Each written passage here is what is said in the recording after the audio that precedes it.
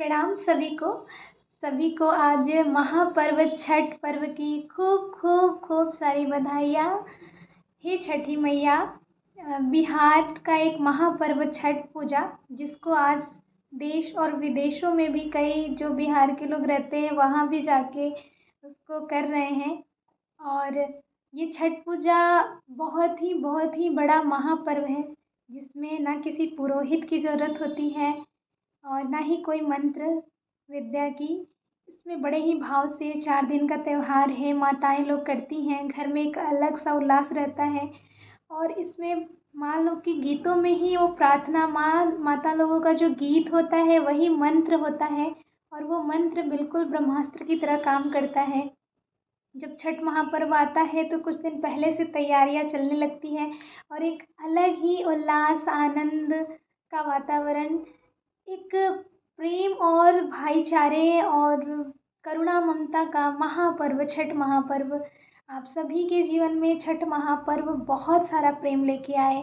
और एक ऐसा पर्व जिसमें हम अपने सनातन धर्म में पढ़ते भी हैं कि ईश्वर का कोई रूप नहीं, वो प्रकृति भी है, पुरुष भी है। तो एक ऐसा महापर्व जिसमें आज शाम को हमारा पहला अर्घ होगा। अर्घ मतलब सूर्य भगवान को जल अर्पण करना, समर्पण करना। और आज पहले अर्घ को हम सूरज बाबा बोलते हैं।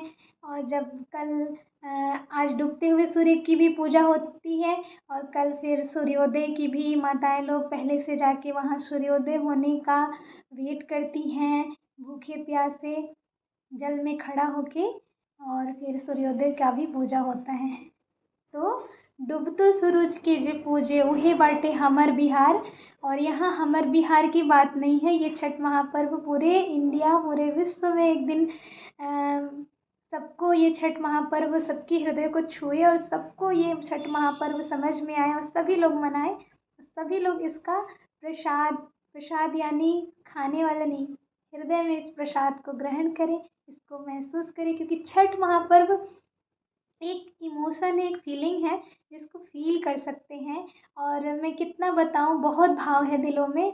और आज मैं अपने घर से दूर हूँ, मुझे बहुत याद आ रही है, क्योंकि अपने परिवार के साथ बहुत अच्छा लगता है छठ महापर्व, और मैं उस चीज़ को फील कर पा रही हूँ।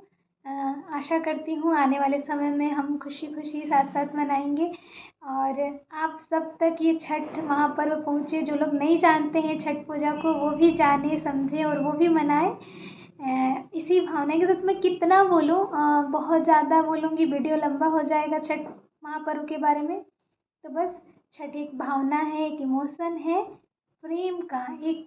अगर प्रेम को मतलब मैं अपनी बातों में कहूँ तो मैं मतलब छठ महापर्व में एक अलग ही प्रेम अनुभव होता है, और वो प्रेम ममतामयी होता है, जिसमें लगता है हर कार्य संभव है। एक इमोशन है अपनी फैमिली के प्रति और अपने देश के प्रति, अपने संस्कार और अपने शास्त्रों और अपने सनातन धर्म के प्रति।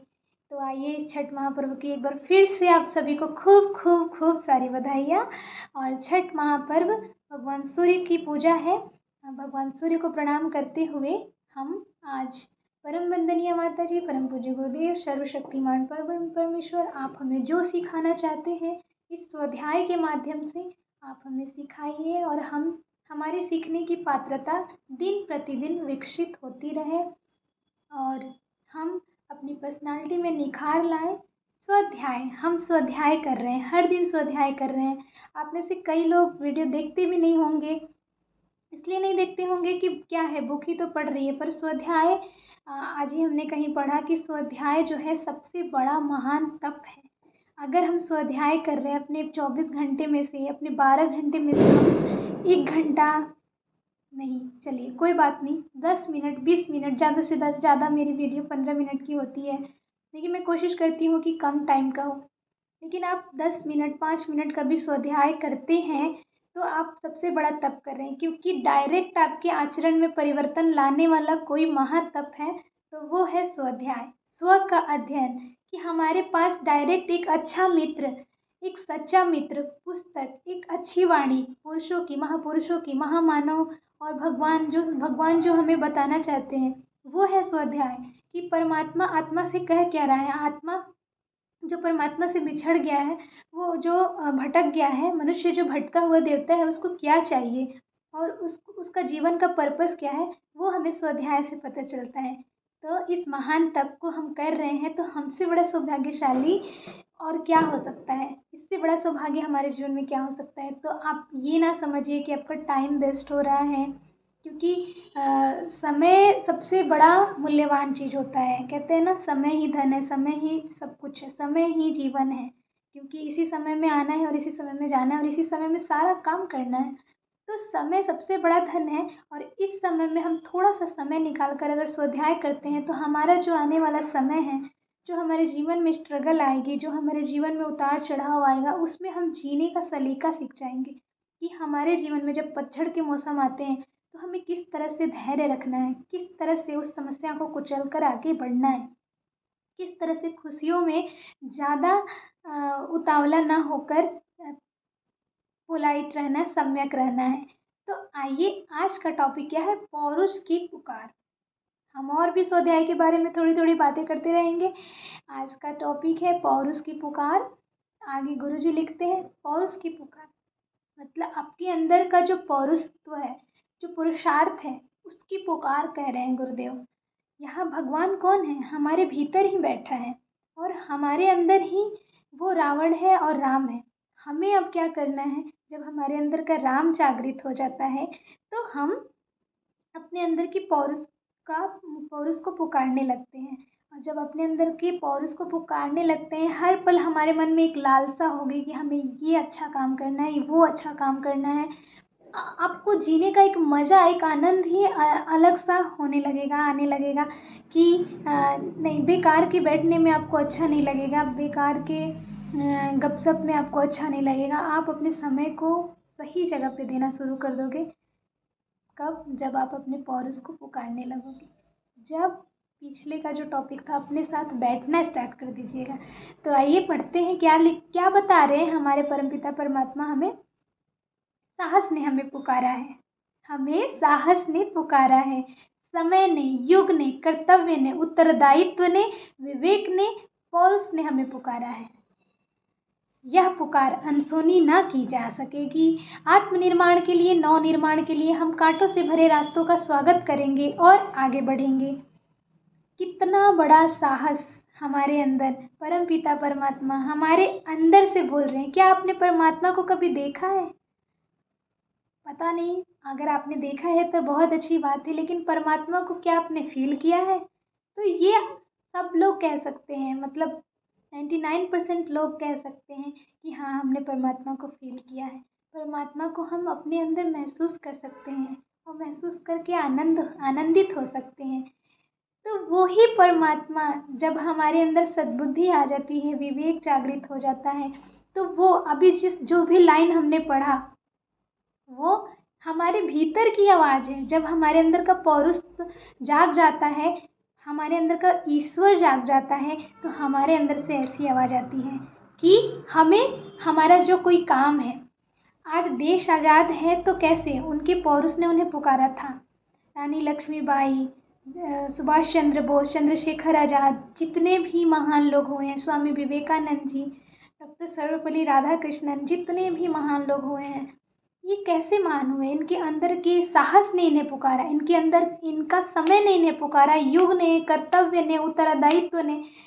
आज हम भी अगर अपने दिल की आवाज़ सुनने, अपने साथ बैठना शुरू करें, थोड़ा सा इस चंचलता से, बाहरी दुनिया से, संसारिकता से हटकर अपने आप को समय देना स्टार्ट करें, तो हमें भी पता चलेगा कि ये जो समय है हमें भी पुकार रहा है। आज भी हमारे देशों में कई तरह की रूढ़िवादितों की गुलामियां हैं।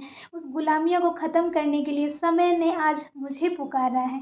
एक एक लोग अपने अंदर की जिम्मेदारी, उत्तरदायित्व क्या होता है कि पूरे घर में एक जो बड़ा व्यक्ति होता है, वो पूरे परिवार को चलाने का उत्तरदायित्व लेता है।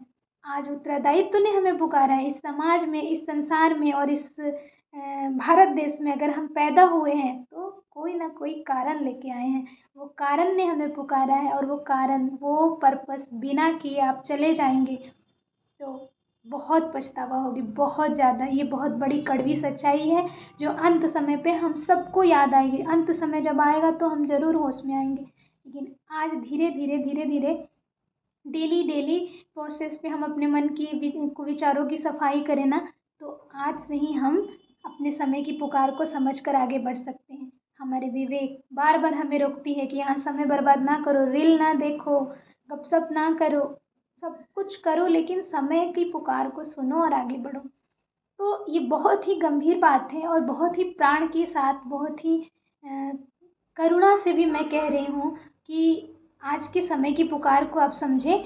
आगे गुरु जी क्या लिखते हैं, आत्मनिर्माण के लिए, नव निर्माण के लिए हमें कांटों भरे रास्तों का स्वागत करना होगा। अगर कहते हैं ना, मीरा को कभी सुख नहीं हुआ, कुंती को कभी सुख नहीं हुआ, द्रौपदी को कभी सुख नहीं हुआ और सबरी को कभी सुख नहीं हुआ।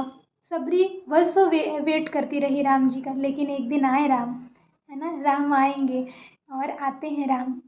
द्रौपदी का चीरहरण हुआ, लेकिन जब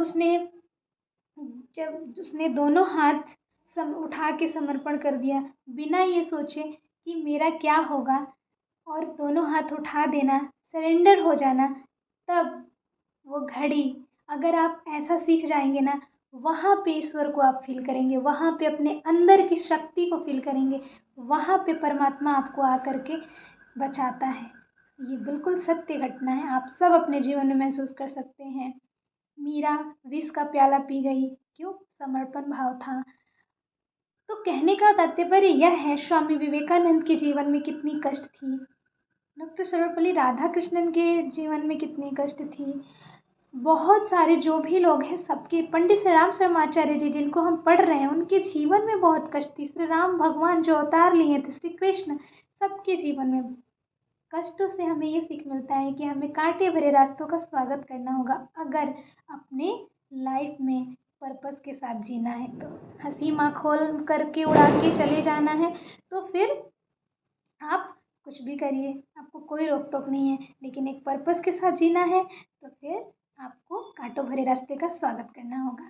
आगे लिखते हैं गुरु जी कि लोग क्या कहते हैं और क्या करते हैं, इसकी चिंता कौन करे। एक महान व्यक्ति, महान मतलब हमें बहुत ऐसे सीना तान के नहीं चलना है कि मैं बहुत महान हूँ, अभिमान नहीं करना है। महान व्यक्ति सदैव झुक के रहता है। महान व्यक्ति को ये ख्याल नहीं कि लोग क्या कहते हैं। जब आपका आपके अंदर ये परिवर्तन हो जाए कि लोग क्या कहते हैं, इसकी चिंता कौन करे भाई। जब हम यही सोचेंगे कि लोग क्या कह रहे हैं, हाय मैं वीडियो बना रही हूँ, मैं रोज़ किताब पढ़ के डाल रही हूँ, क्या कहेंगे लोग कि ये तो रोज़ बोल बोल के डाल देती है और कुछ करेगी नहीं, ऐसा वैसा। अगर मैं ये सोचने लगूँ तो फिर यही सोचती रह जाऊँगी, फिर आगे बढ़ूँगी नहीं। लेकिन इसकी चिंता कौन करे। जब ये मन में आ जाएगा तो समझिए कि आप गुरु कार्य कर रहे हैं, आप भगवान के कार्य कर रहे हैं। भगवान का कार्य ही जीवन का पर्पस है। भगवान का कार्य मतलब पूजा पाठ नहीं, भगवान का कार्य का मतलब समय का सदुपयोग, समय की पुकार, जो आज इस और उसकी पुकार में बोला जा रहा है।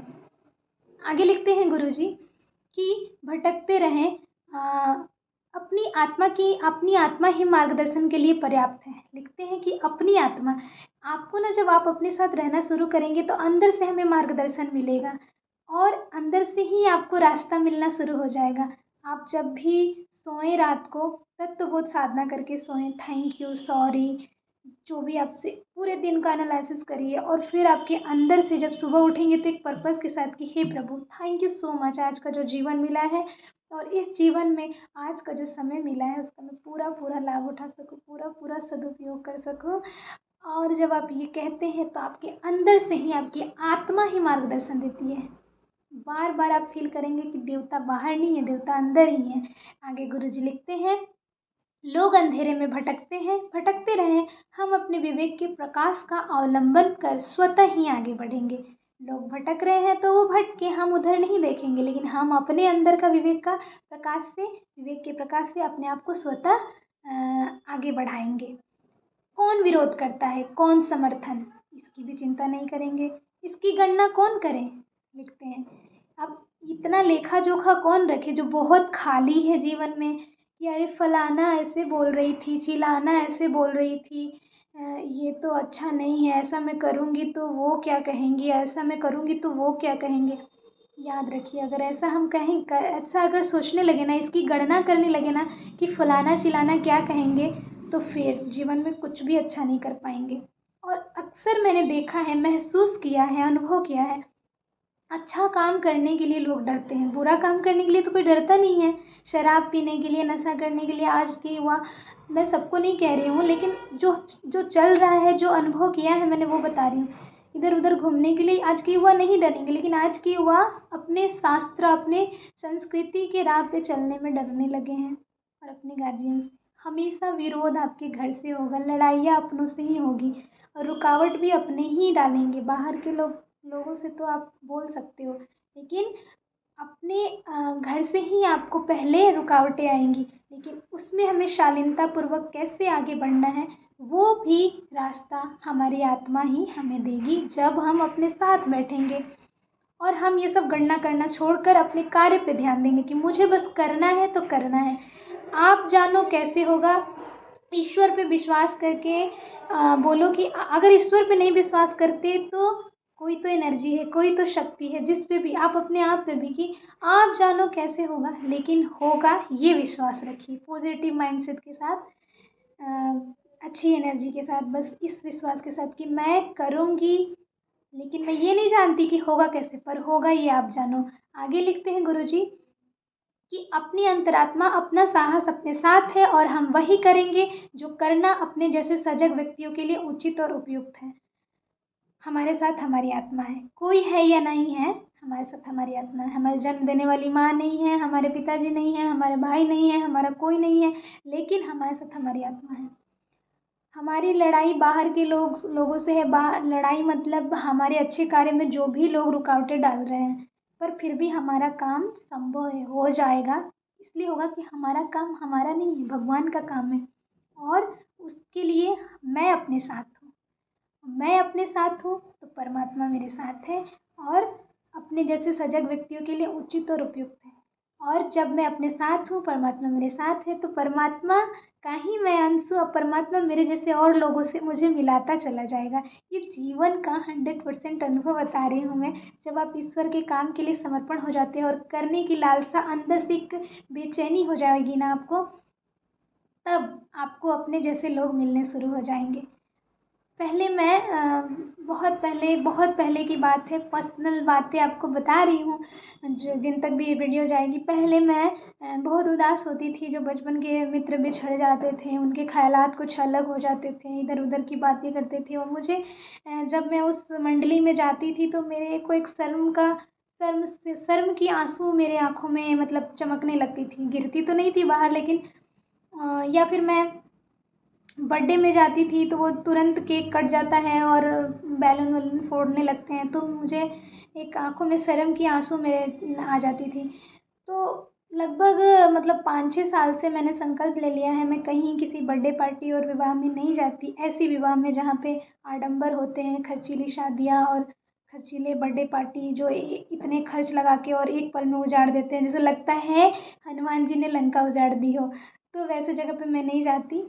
तो मैं इस बात को बताकर ये बताना चाहती थी कि जब हम ऐसा संकल्प ले लेते हैं तो क्या होता है कि हमें लगता है कि हमारे जैसे लोग नहीं है, लेकिन जब आप निरंतर कंटिन्यूअस उसी रास्ते पे चलने का संकल्प ले लेते हैं, तो आपके जैसे, फिर क्या हुआ, पहले मुझे लगता था कि अरे इस तरह तो मैं सबसे बहुत दूर होती चली गई हूँ, मतलब मेरा बिहेवियर ऐसा हो गया है कि मैं तो फिर इस समाज में रह ही नहीं सकती। लेकिन धीरे धीरे आज के डेट में ऐसा है कि मुझे इतने अच्छे अच्छे लोग मिलने लगे हैं, इतने अच्छे अच्छे, आई मीन कि अब पता चलता है कि आप सच में, आप, गुरुदेव ने लिखा है जो जैसा सोचता है करता है वैसा बन जाता है।